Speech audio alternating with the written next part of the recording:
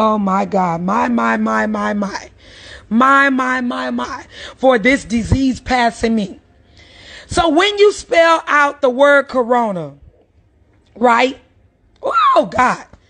There's 6 letters in it. 1, 2, 3, 4, 5, 6. This is why I feel this is of the enemy. So we have 6 letters. 1, 2, 3, 4, 5, 6. When you think of the alphabet, oh my God, this is going to really bless y'all. Watch this. The 3rd letter in the alphabet is C. I'm going to put a number 3 right here. You can go back and check on your own, but I'm going to move a little quick with this. In the alphabet, the letter O is the 15th letter. In the alphabet, the letter R is the 18th letter. In the alphabet, the letter O is the 15th letter. In the alphabet, the letter N is the 14th letter. In the alphabet, the letter A is the 1st letter. Watch this. 1, 2, 3, 4, 5, 6. Corona, right? Corona. It's 6 letters. We've calculated it and added it here. C is the 3rd letter in the alphabet. O is the 15th letter. R is the 18th letter. O is the 15th letter. N is the 14th letter. And the letter A is the number 1. 1st letter in the alphabet. If you add all this up, this equals to 66. 666 is the mark of the beast. It's definitely the enemy. If you haven't heard anything I had to say, you can screenshot, screen record, go back and check whatever you need to do. But the coronavirus is sent from the enemy to destroy and to kill. It's the mark of the beast. Corona is 6 letters. When you add up the alphabet, which letter is in the alphabet, it's 666. Let me tell you something, honey. We can't make this, you can't make this up. So you know what I discovered when I added that up? Do you know what I discovered? That we as the people of God need to pray like never before. This is why I started it. And let me tell you something. Even right now, baby, worship is on in my background. You get me? Do you get this? Let me turn this around so y'all can see how serious I am about that. I wouldn't even be surprised if Facebook take this video down. That's why I said screen record. That's why I said screenshot. That's why I said do whatever you need to do. This, I do not, but let me tell you something. I'm going to say it again. I can't make this up. You do your adding, your calculations. You do your 1 + 1, your 2 + 2 on your own. Screen record, whatever you need to do. The coronavirus is the mark of the beast. It's sent by the enemy to destroy us. Do you understand? 666. I don't know where you've seen it at. All I can do is tell you what I discovered from it. You understand? It's not about where you've seen it first. I don't care if you've seen it from somebody else. I'm here to spread the word. It's from the enemy. So this is why we need to pray.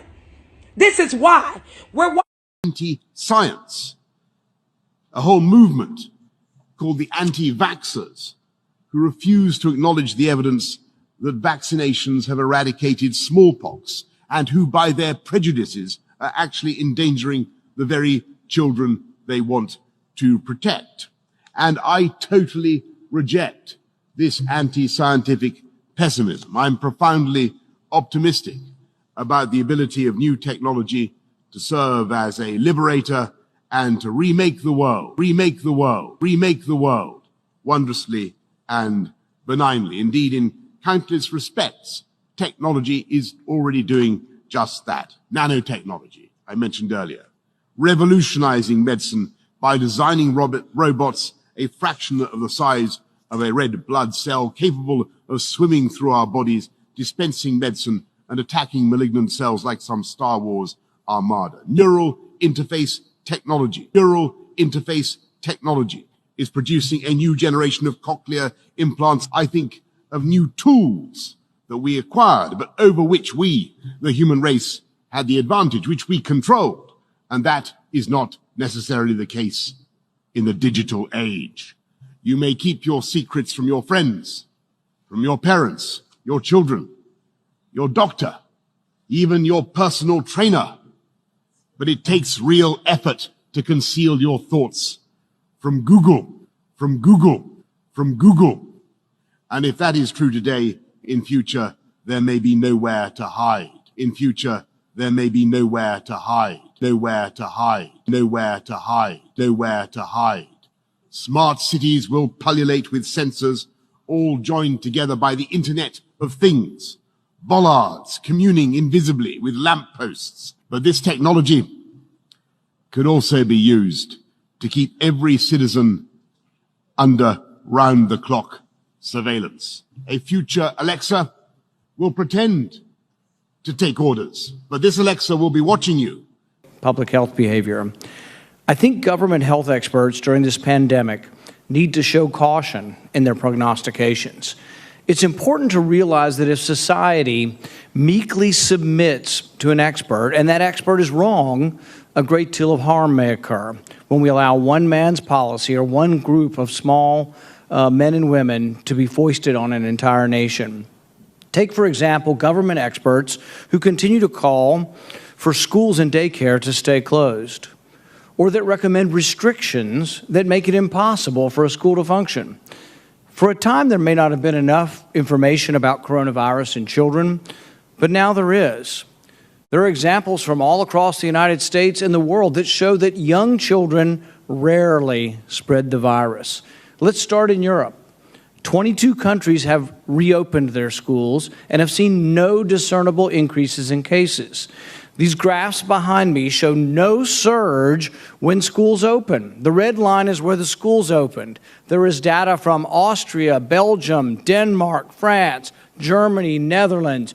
No spike when schools are opened. Contact tracing studies in China, Iceland, Britain, and the Netherlands failed to find a single case of child-to-adult infection. Here at home, child care for essential workers continued to be available in some states throughout the pandemic. Brown University researchers collected data on daycares that remained open during the pandemic. Over 25,000 kids in their study found that only 0.16% got COVID. And when you looked at the confirmed cases for staff, there was about 1% of more than 9,000 staff. The YMCA also has put forward statistics. 40,000 kids at 1,100 sites. There were no reports of coronavirus outbreaks or clusters. Dr. Joshua Sharfstein of Johns Hopkins writes, there is converging evidence that the coronavirus doesn't transmit among children like the flu, that it is a lower risk. Just yesterday, the American Academy of Pediatrics says we got to get kids back in school. We want them physically present in school. They even cite mounting evidence that children are less likely to contract the virus. Ultimately, this all comes down to the fatal conceit that central planners have enough knowledge somehow to tell a nation of 330 million people what they can and can't do. Perhaps our planners might think twice before they weigh in on every subject. Perhaps our government experts might hold their tongue before expressing the opinion whether we can play NFL football or Major League Baseball. Not in October. Perhaps our experts might think twice before telling the whole world that a COVID vaccine likely won't provide herd immunity. We don't know. Why weigh in with these opinions that we have no knowledge of? These are forecasts that may well be wrong. Perhaps our experts might consider the undue fear they are instilling in teachers who are now afraid to go back to work. No one knows the answers to these questions. We shouldn't presume that a group of experts somehow knows what's best for everyone. Hayek had it right. Only decentralized power and decision-making based on millions of individualized situations can arrive at what risks and behaviors each individual should choose. That's what America was founded on. Not a herd with a couple of people in Washington all telling us what to do and we like sheep blindly follow. This all begs the question, when are we going to tell the people the truth? That it's okay to take their kids back to school? Dr. Fauci, every day, virtually every day, we seem to hear from you things we can't do. But when you're asked, can we go back to school? I don't hear much certitude at all. I hear, well, maybe it depends. All of this body of evidence about schools around the world shows there's no surge. All of the evidence shows that it's rare. I mean, we've so politicized this and made it politically correct that the WHO releases that it's rare, and you have a scientist up there honestly giving her opinion. What happens to her? She's blackballed, and her report that she refers to is taken off the website. When you go to that scientist's speech and you try to click on the link, the WHO has now screened it from us because it said something that's not politically correct. That, guess what? It's rare for kids to transmit this. But I hear nothing of that coming from you. All I hear, Dr. Fauci, is we can't do this, we can't do that, we can't play baseball. Well, even that's not based on the science. I mean, flu season peaks in February. We don't know that COVID's going to be like the flu season. It might, but we don't know that. But we wouldn't ban school in October. You might close some schools when they get the flu. We need to not be so presumptuous that we know everything. But my question to you is, can't you give us a little bit more on schools that we can get back to school, that there's a great deal of evidence and it's actually good evidence that kids aren't transmitting this. It's rare and that kids are staying healthy and that, yes, we can open our schools. Mr. Chairman, do I have a little bit of time to? Well, I give you a little. That was well over 5 minutes, but we'll. Thank you, Senator Go ahead and Paul. please answer the question. Yeah, so very quickly, Senator Paul, I agree with a lot of what you say about, this idea about people having to put their opinions out without data. And sometimes you have to make extrapolations because you're in a position where you need to at least give some sort of recommendation. But if you were listening, and I think you were, to my opening statement and my response to one of the questions, I feel very strongly we need to do whatever we can to get the children back to school. So I think we are in lock agreement with that. The other thing that I'd like to clarify very briefly is that when things get in the press of what I supposedly said, I didn't say. I never said we can't play a certain sport. What happens is that people in the sport industry, they could either be people from Players Association, owners, people involved in the health of the players, ask me opinions regarding certain facts about the spread of the virus, what the dynamics are.